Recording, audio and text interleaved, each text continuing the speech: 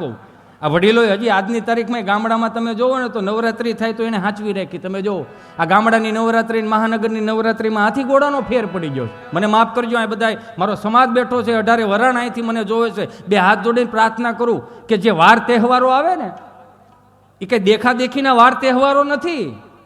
એ સનાતન સંસ્કૃતિએ આપેલી એક સુંદર મજાની ભેટ છે કે માણસ મનોરંજન કરવા માટે આ થાય.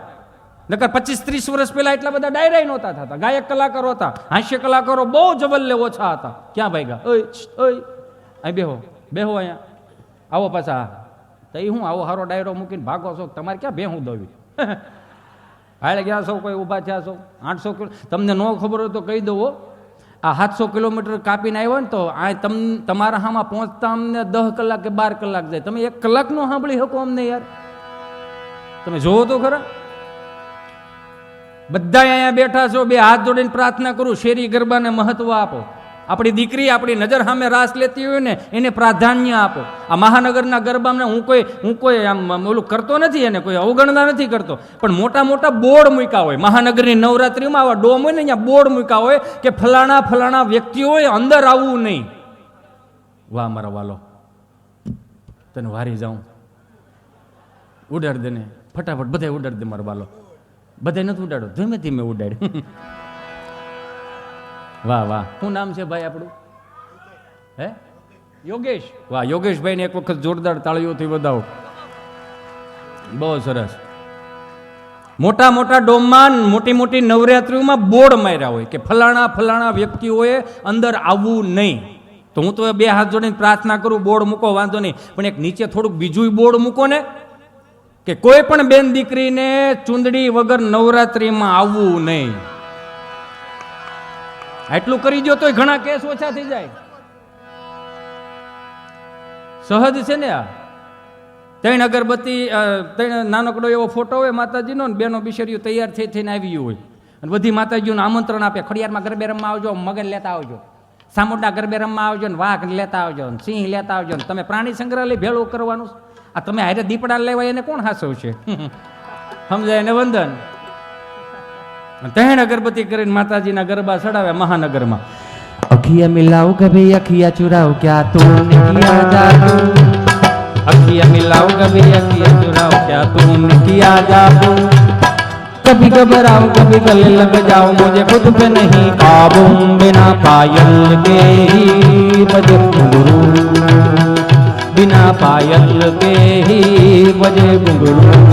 બધી માતાજીઓ બાપુ અંદરો અંદર વિચાર કરે કે હાલો અહીંથી સટકી કાં, તો કે અહીંયા ગરબો નથી ચડાવ્યો તો ડમરી ચડાવી હોય એવું લાગે છે. ગરબો એટલે હું, ગ એટલે ગાવું, ર એટલે રમવું, બ એટલે માં. ગાતા ને રમતા માને રાજી કરવાની વાત છે. ને વલ્ગારિટી નહોતી ત્યારે.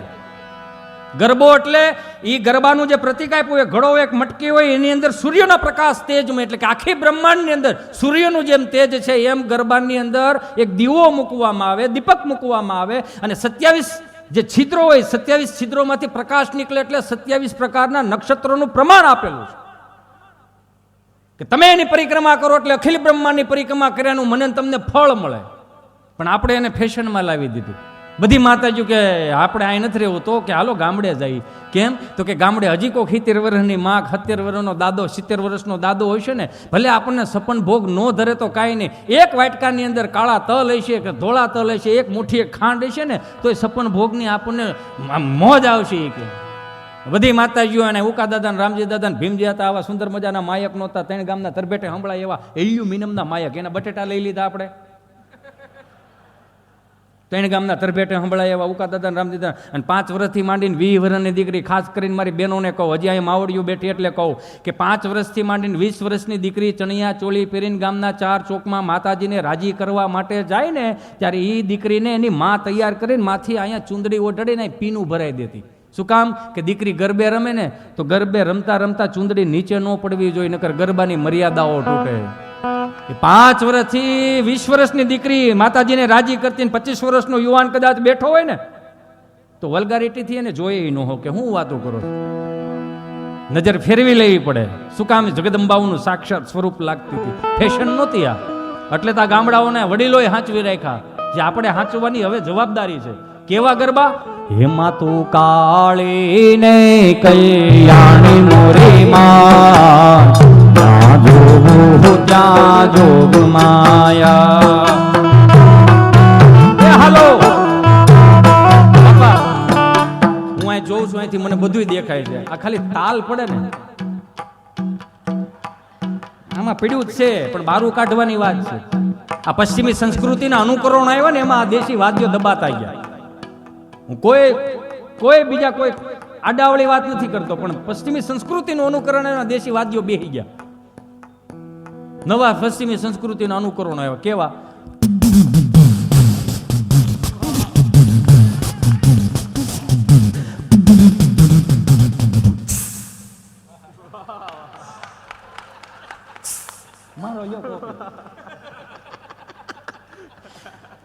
નવા વાદ્યો આવ્યા.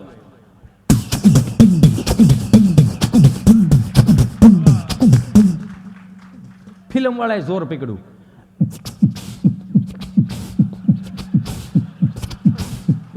અને હવે તો હાવ દાટ વાળ્યો.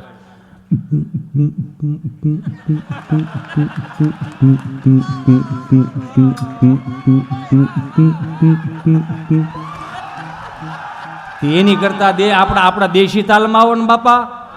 એમાં તું કાળી ને કલ્યાણી મોરી માં, ત્યાં જોવું ત્યાં જોગ માયા. એ હાલો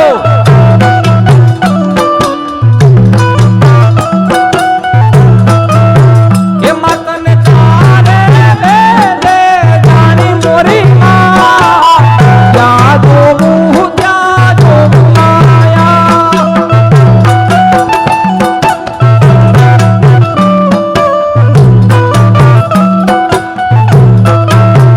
એમાં તું શંકર ઘેર પટરાણી મોરી માં, ત્યાં જોવું ત્યાં જોગ માયા.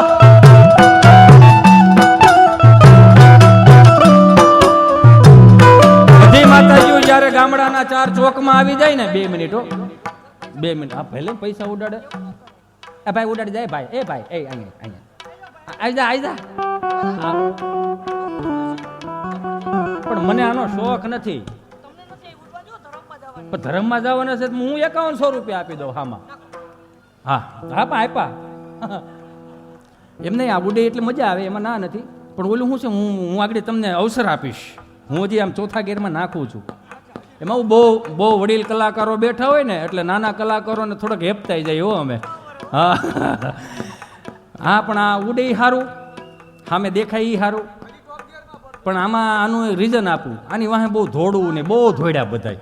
રાવણે ધોડ્યો તોય ભેગું ન થયું. હું તો કાયમિકને માટે કહું. મને ઘણા શું કે ખબર બાપુ, મને કે પૈસા ઉડી તમારા હશે ને. હા ભાઈ, તો નો BMW લઈને આવી. આ એક છે,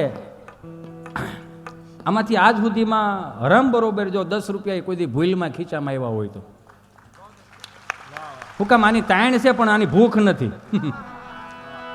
બધી માતાજીઓ ચાર ચોકમાં આવે ને 15-15 20 વર્ષથી જે દાદો માતાજીની આરાધના કરતો હોય, સાધના કરતો હોય ને, તેને ખબર પડી જાય માતાજીના આગમન થઈ ગયા, ગરબા ફરી જાય. સોનલ ગરબો શિરે ઊંડે માં, ચાલો ધીરે ધીરે માં.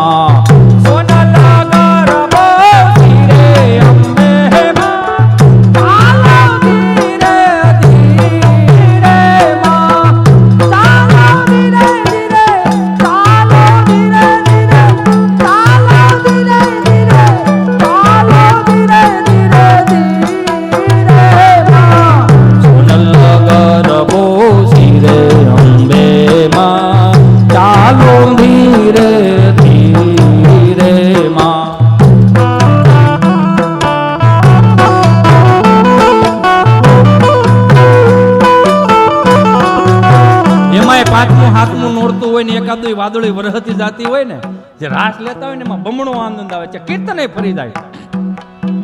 એવા વાયા ને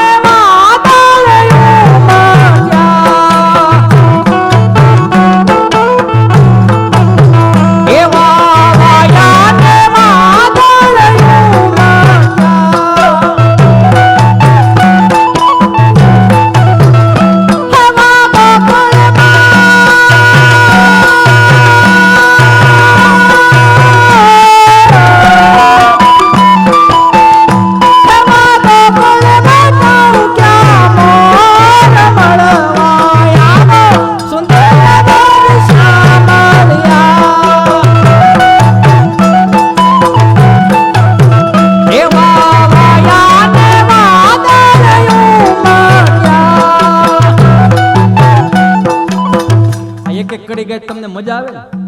તો હું કાયમિકને માટે કહું આજના યુવાનોને કે તમે અહીંયા જે જન્મ લીધો છે ને દુઃખી થવા જન્મ નથી લીધો. અમુક દુઃખી આત્માઓ હોય, કોકનું ફેસબુકનું પ્રોફાઇલ પિક્ચર ન દેખાય ને તોય દુઃખી થઈ જાય. ઇન્સ્ટામાં બ્લોગ, ફેસબુકમાં બ્લોગ, વોટ્સઅપમાં બ્લોગ, છેલ્લે તો ગૂગલ પે માં બ્લોગ. એવા મિત્રોને કહું, તમે જે ગમના સોંગ સાંભળો છો ને એની કરતા નારાયણ સ્વામી, કાનદાસ બાપુ, લક્ષ્મણ બારોટજીને સાંભળો, ભીખુદાનજીને સાંભળો, લાખણસિંહ બાપાને સાંભળો, દાદુ બાપા ગઢડાવાળાને સાંભળો, આપણે ચલાળાનું રતન કહી શકાય કાનજી બુટા બારોટ, એને સાંભળો.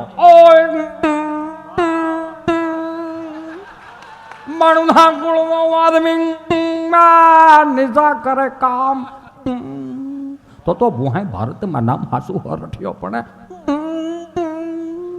હા ભળો બધાને.